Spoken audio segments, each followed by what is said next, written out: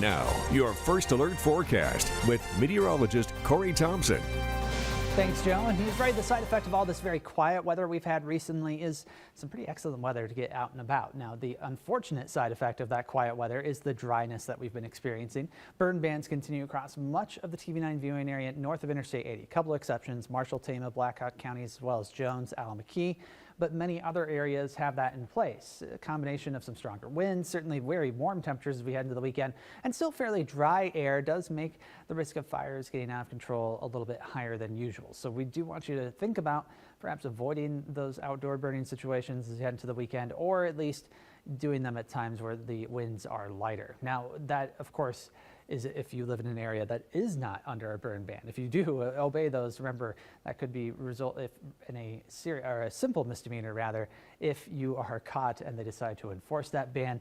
Use extra caution using outdoor equipment in these situations, and of course, don't throw your cigarette butts out the window. Now, our Waverly City Cam, if it was popping up, would show a very dry set of ground conditions. There it is. You can see how brown that grass is on the campus at Wartburg. Temperatures there at 66, 63 in Dubuque. Our dew points are down in the upper 20s to mid-30s. So they are a little bit higher than yesterday. That trend's going to continue a little bit as we go into the weekend. But your first alert over the next 24, keeping things dry. Winds a little bit lighter than what we've seen the past couple of days, and so it should make for a really nice weekend, as Joe discussed. Now, our first alert forecast tonight.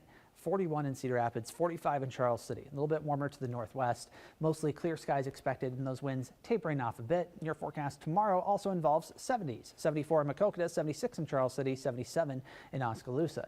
Everyone a handful of degrees warmer than today, and that's a process that we're going to repeat as we head through the rest of the weekend. That includes Saturday, mid-70s there, Sunday into the low 80s. Plenty of sunshine on both days. Dry weather expected for both days as well, so don't expect any big changes there.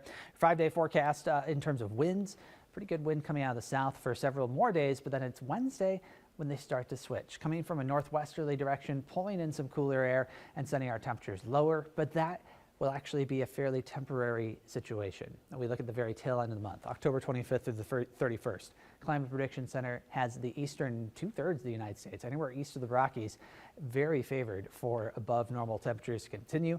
We are also favored for above normal precipitation during that time frame, something to keep an eye on. Right now, most of our 9-day forecast is pretty dry, but there is some tendency toward the very tail end of it that things may get a bit more active as we wrap up the month. So we'll be keeping a close eye on that.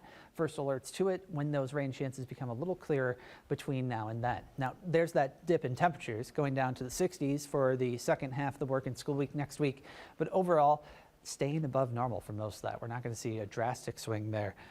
Nothing as chilly as what we saw over the weekend.